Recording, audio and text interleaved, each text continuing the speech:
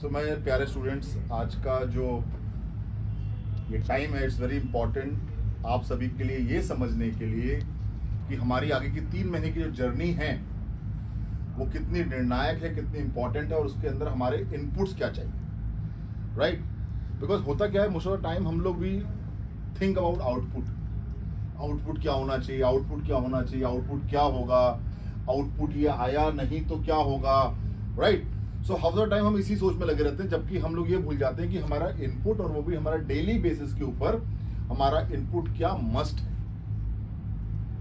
So that is one important aspect. So अगर हम NDA या सीडीएस की बात करते हैं या एफकेट की बात करते हैं, सो वहां पर 2 इंपॉर्टेंट एस्पेक्ट्स है जो आपको समझने होंगे। One is your written exam, right? लेकिन उसके भी इंपॉर्टेंट जो है वो है आपका एसएसबी इंटरव्यू।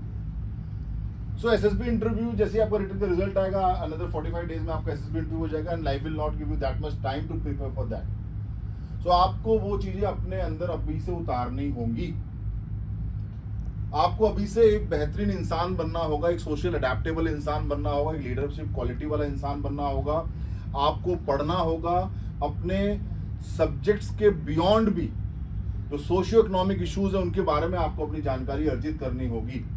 आपको न्यूज़पेपर रीडिंग की, चाहे डिजिटल न्यूज़पेपर पढ़े चाहे फिजिकल न्यूज़पेपर पढ़े, आपको न्यूज़पेपर रीडिंग आपको स्टैब्लिश करनी पड़ेगी, राइट? सो तब आपकी अंडरस्टैंडिंग होगी, आपके डिस्कशंस होने चाहिए चीजों के बारे में। आप जब क्लास में पढ़ रहे हैं तो आपके सब्जेक्ट्स के बारे में आपको डिस्कशन होने चाहिए, लेकिन उसके बियॉन्ड आपके अदर चीजों के बारे में भी डिस्कशंस होने चाहिए, क्योंकि वही आपकी पर्सनालिटी को इवॉल्व करेगी सो दैट आप फ्यूचर के जो चैलेंजेस है आर्म्ड फोर्सेस ऑफिसर आप उसको ले पाएंगे और आप उसके लिए फिट पाए जाएंगे कि ओके फाइन, इस स्टूडेंट का, इस कैंडिडेट का जो एक्यूमेन है वो उस पैरामीटर्स में खरा उतरता है जहां पर एक आर्म्ड फोर्सेस का ऑफिसर बन सकता है। लेकिन जो हमारी पहली सीढ़ी है वो हमारी रिटन एग्जाम है, right? That is our first step. और जब तक उसको हम लोग कॉन्कर नहीं करेंगे तब तक हम आगे नहीं बढ़ सकते। तो जहां आपका एक तरफ पर्सनैलिटी डेवलपमेंट बहुत ही सटल तरीके से धीरे धीरे आपके अंदर वो चीजें आ रही हैं। स्पोकन इंग्लिश बहुत इंपॉर्टेंट है। रिक्वेस्ट कुशा कि आप लोगों को स्पोकन इंग्लिश के ऊपर भी फोकस कराएं। आप लोगों से पैराग्राफ रीड करवाएं, उनको आपसे समझे कि इस पैराग्राफ जो आपने रीड किया है उसका क्या मतलब है। वेरी इंपॉर्टेंट, बिकॉज हम जाके ये चैलेंज जब हमारे सामने आएगा, जब हमारा एसएसबी होगा और हम केवल ये सोचे अरे बातें करें अपने आप में, अरे भाई हिंदुस्तान के लोग हैं, हिंदी में होना चाहिए, हिंदी में होना चाहिए। लेकिन इंपॉर्टेंट एस्पेक्ट क्या है कि वर्किंग लैंग्वेज जो है आर्म फोर्सेस में दैट इज इंग्लिश। सो आप लोग यदि कोशिश करेंगे तो वो हो जाएगा। Another 90 days, just focus, have your daily milestones, have a systematic approach कि मुझे कैसे पढ़ना है, मुझे क्या करना है, मुझे आज की जो चीज है वो आज ही खत्म करनी है और ऐसी कोई चीज नहीं है जो कि मुझे समझ में ना आए, चाहे मेरा मैथ्स बैकग्राउंड है चाहे नहीं है, क्योंकि भगवान ने ग्रे मैटर जो है वो सबको बराबर दिया, प्रोवाइडेड हम ये करना चाहें कि हमारे। It's very simple. देखिए एग्जामिनेशन पॉइंट ऑफ व्यू से कोई भी चीज उतनी ही सिंपल है कि हमें ये चीज आनी चाहिए, मतलब आनी चाहिए, दैट्स इट। लेकिन एक चैलेंज है, और खासकर उन बच्चों के साथ जिनका पिकअप बहुत फास्ट है। अंडरस्टैंडिंग एंड रिमेम्बरेंस, चीजों को समझना और चीजों को याद रखना 2 डिफरेंट एस्पेक्ट होते हैं। और मोस्ट ऑफ द टाइम हम अंडरस्टैंडिंग को रिमेम्बरेंस के साथ में कनेक्ट कर देते हैं। हम सोचते हैं हमें आ गया मतलब हमें आता है। आ गया और आता है आर 2 डिफरेंट एस्पेक्ट्स। सो अगर मैंने कोई कॉन्सेप्ट समझ लिया है तो उस पर मेरे को चाहिए, देखिए कंपटीशन क्लियर होगा ये कहने से नहीं कि तोड़ देंगे फोड़ देंगे, नहीं होता। क्योंकि अक्सर जो ये बातें कर रहे होते हैं उनसे कोई कंपटीशन क्लियर भी नहीं हुआ है, ठीक है?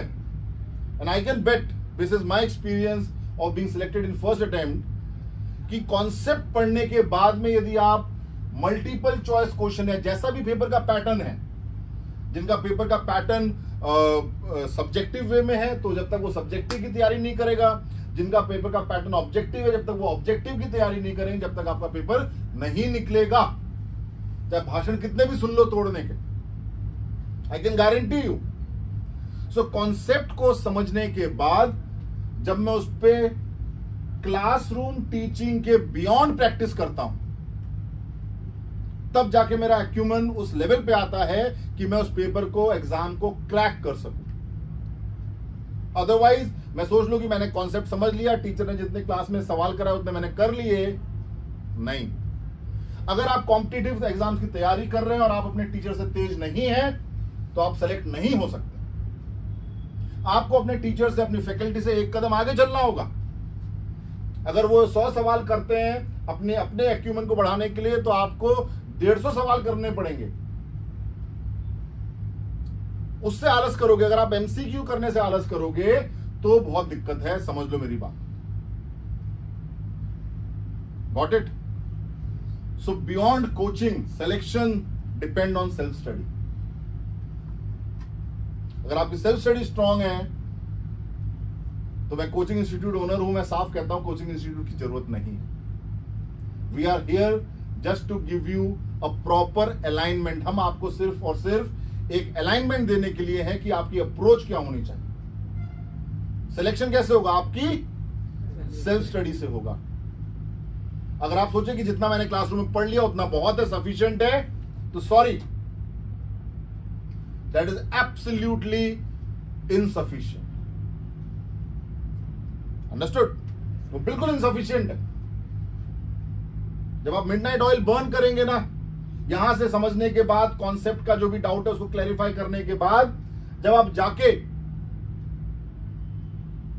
अपने कॉन्सेप्ट को पुख्ता करेंगे क्वेश्चंस के माध्यम से सॉल्व कर करके, तो आपकी प्रैक्टिस बढ़ेगी, आपको वो चीजें याद रहेंगी और हर क्वेश्चन के प्रति आपकी जो क्या अप्रोच होनी चाहिए वो क्लियर होगी। Because examination environment is totally different, the pressure is different, the pressure of achievement of target is different. वहां टाइम एंड स्पीड का पंगा है। सो उसको कैसे प्रैक्टिस में लाएं कि हम देखते क्वेश्चन देखते ही हमारी अप्रोच बिल्कुल क्लैरिफाई हो जाए कि okay fine, this is the approach I have to follow for this question. So उसके लिए प्रैक्टिस मस्ट है। Got it? तो आज का मेरा सिर्फ आपको यही कहना है कि अपनी फैकल्टी से एक अपना कनेक्ट बनाइए, रिस्पेक्टफुल कनेक्ट, जहां पर आप अपने हर डाउट को क्लैरिफाई कर सके, आपकी उनके साथ एक इक्विटी हो, जो कि आपको कभी भी कोई डाउट आए वो आपको बता सके, और साथ ही साथ आप टेक्नोलॉजी का भरपूर फायदा उठाइए। You are fortunate that you are part of a ecosystem जहां पर India's exclusive defence exams learning app, जो कि इंडियाज बेस्ट भी है, वो आपके साथ है, आपको मिला हुआ है। From our side we will keep uploading कि आपकी स्पीड ऑफ स्टडीज क्या होनी चाहिए, आपको कौन सा चीजें कैसे कैसे, अभी आपको ये सारी चीजें मिल जाएंगी कि जो आने वाले 3 महीने में आपके कौन से टॉपिक किस किस डेट्स में होंगे, उनके आर्ली प्लान क्या है। We are very very scientific in our approach. Will give you this is the early plan for your topics that we will teach you, so you are aware कि मुझे अगले Monday कौन सा topic पढ़ाया जाएगा, so that you prepare yourself well in advance. समझ रहे हैं आप? और भरपूर फायदा उठाइए ऐप का। कॉन्सेप्ट्स वहां पर, there is a very good teacher, we have all faculties are great, but conceptually we have requested one very very senior teacher, is too busy. उनसे हमने कुछ एक चीजें रिकॉर्ड करवाई हैं जो कि आपके वहां पर अवेलेबल है। So make good use of technology, right?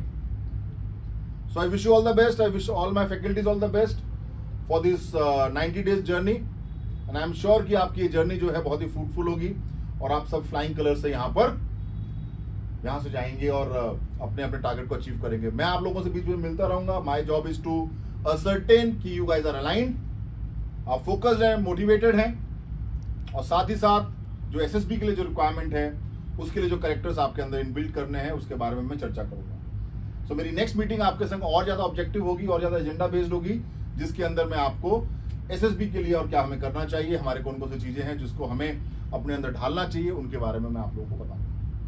Right? सो क्या आपका भी जोश हाई है? गुड, शाबाश। So keep this high and keep your name high. आपका नाम, नमक और निशान is very important. Thank you so much. जय हिंद।